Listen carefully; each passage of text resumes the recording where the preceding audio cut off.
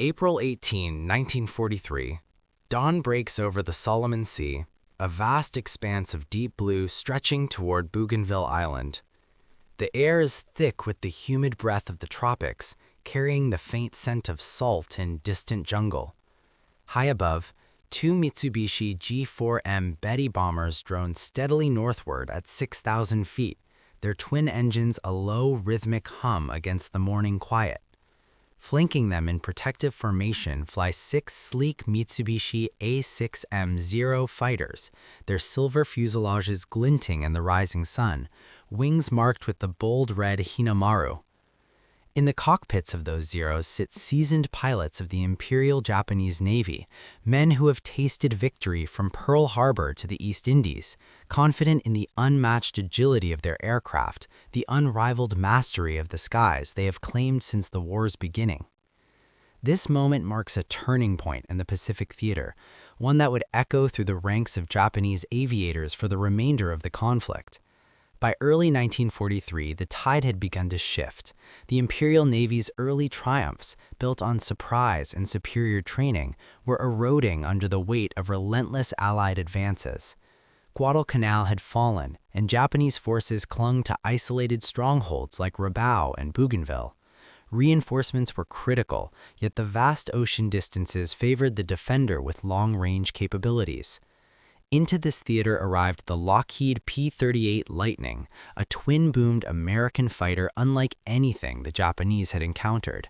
Powered by twin Allison engines with turbo superchargers, the P-38 could reach speeds exceeding 400 miles per hour, climb rapidly to altitudes beyond 30,000 feet, and carry drop tanks for ranges that allowed it to patrol deep into enemy territory.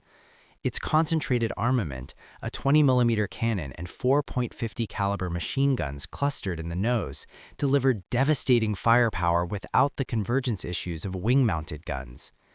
Japanese pilots, accustomed to the lightweight, highly maneuverable Zero, initially viewed reports of this strange, forked-tailed devil, as the Germans would later call it, with skepticism. The Zero, with its exceptional turn radius and climb rate at low speeds, had dominated early encounters, outmaneuvering heavier American fighters like the P-40 and P-39. Pilots expected to dictate terms in dogfights, drawing enemies into tight turns where the Zero's agility shone. Yet the P-38 refused to play that game. American tactics emphasized energy fighting, diving from altitude with superior speed, firing accurate bursts, then zooming away to reposition. The Lightning's twin engines provided reliability over water. One could fail and the pilot still returned home, while its structural strength allowed aggressive dives that left Zeros struggling to follow. On this April morning, the contrast became starkly real. Admiral Isoroku Yamamoto, architect of the Pearl Harbor attack and commander of the combined fleet, rode in the lead Betty, en route to inspect frontline troops on Bougainville.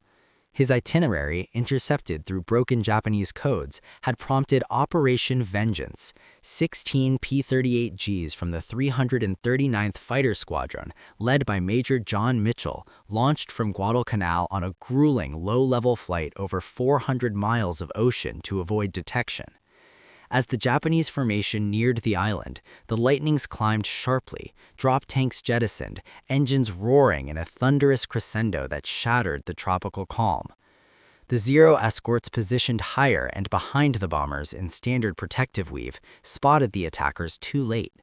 The P-38s dove in slashing passes, their twin booms flashing like forked lightning against the sky.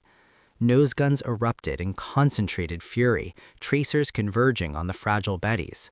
Yamamoto's bomber took hits, spiraling into the jungle below in a plume of smoke. The second Betty ditched into the sea.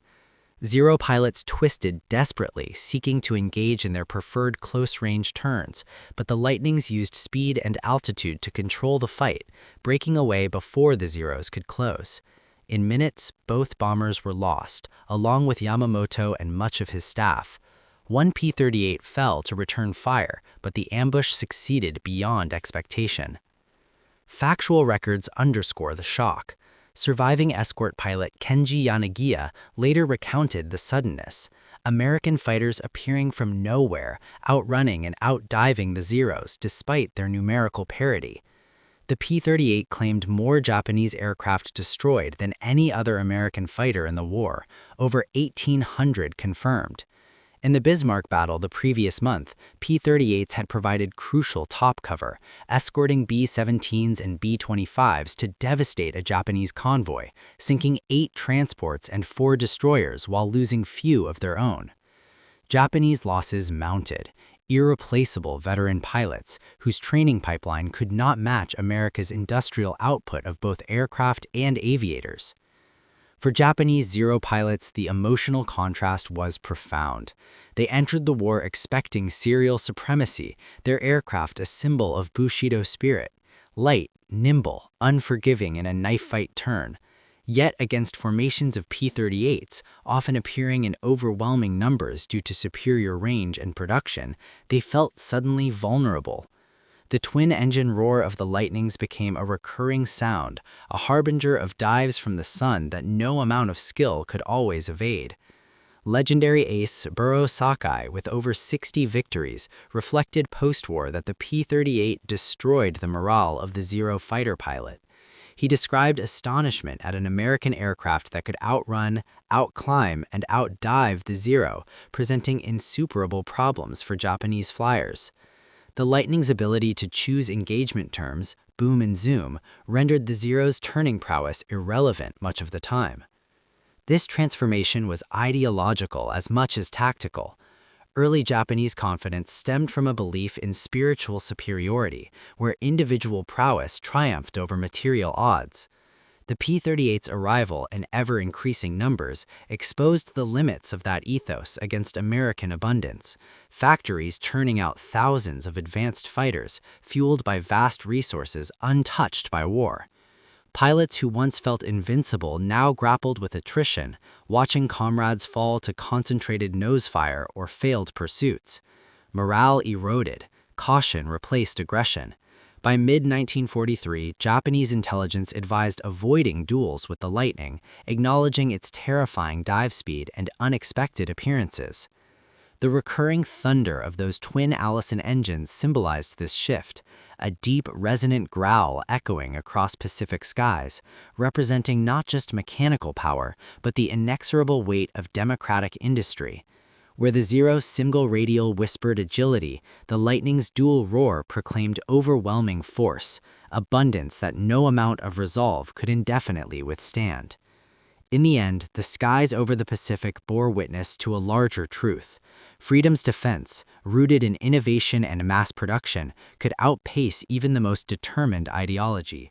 The P-38 did not merely escort bombers or intercept admirals. It heralded an era where material superiority, harnessed to resolve, tipped the balance toward abundance over austerity, toward open skies shared by many rather than dominated by few. In that thunderous sound lingered the promise of victory, not through superiority of spirit alone, but through the collective strength of a nation unbound.